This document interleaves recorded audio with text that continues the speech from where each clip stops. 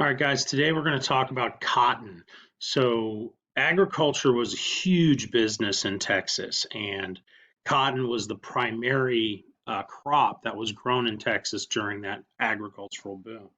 So, we're going to get into it because this is still part of cotton, cattle, and railroads. So, now we're going to go to the cotton section. So, there are three questions. How are windmills, railroads, and the growth of agriculture in Texas connected? Why would people get trapped sharecropping? And if you were a poor farmer at this time, would you risk sharecropping? Why or why not? All right, so let's dig into this. So, growth of agriculture. Agriculture and its development in Texas. Texas had always been kind of an agricultural based economy, but the reality is that prior to the Civil War, agriculture in Texas still is pretty small. It's not a big player, as Texas is not a big player as far as agriculture goes compared to the rest of the South.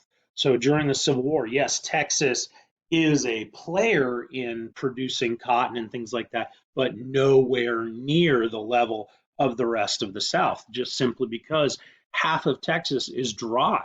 You have no water available in all of West Texas. So there's not enough rainfall. There's not enough open water, lakes, rivers, that sort of stuff to have access to do irrigation with.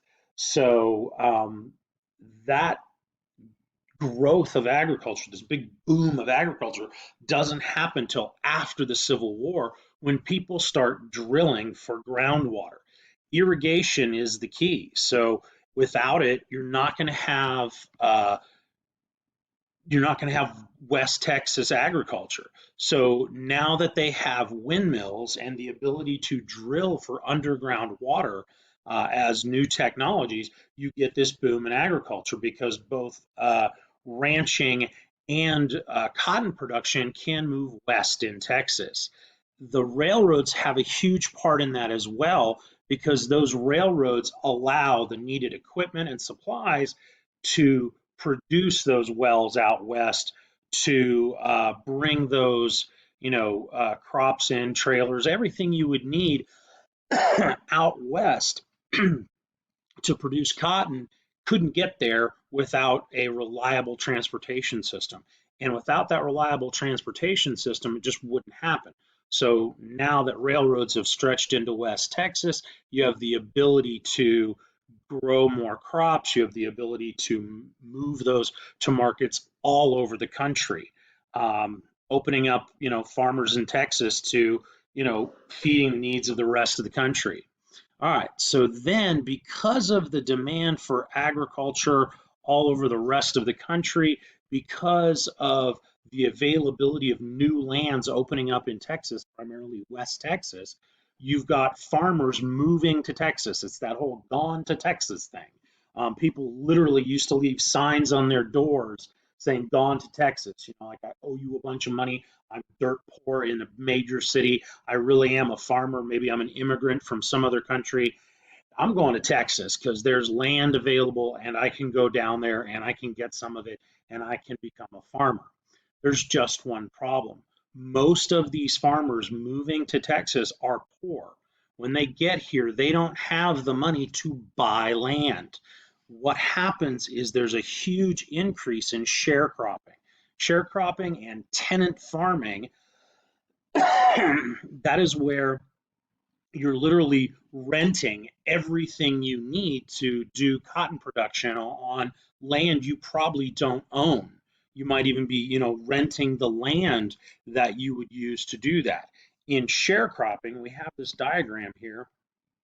Sharecropping, it's kind of a cycle of poverty. It starts out where you borrow everything you need to produce the cotton.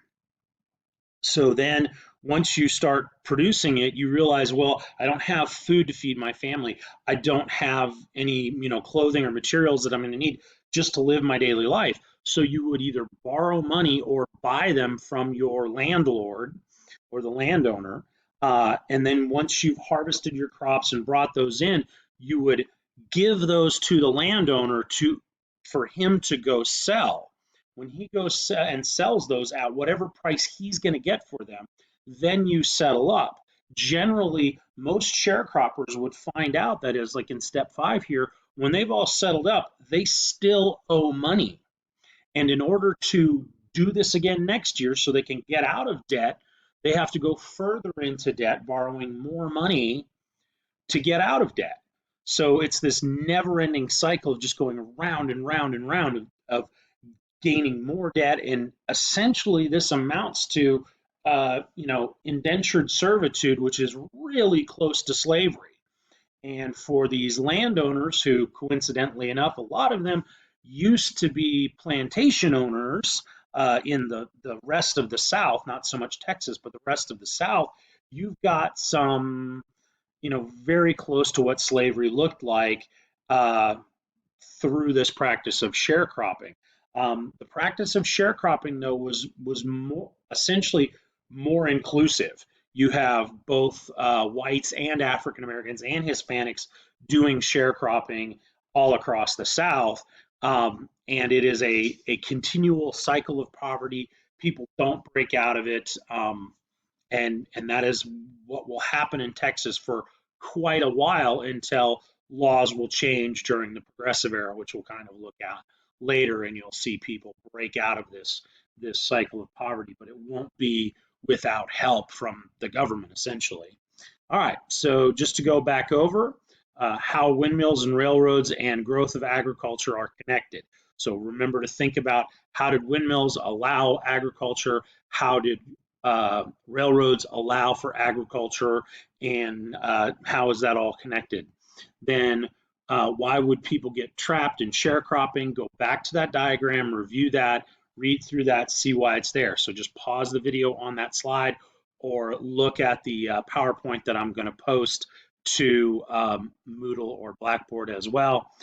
So if you are a poor farmer, would you risk it? So if you're a poor farmer and you don't have land, you're still going to be poor if you don't risk it. That's a question for you to answer. So think that through and let's see what you come up with for an answer. All right, have a good afternoon, guys.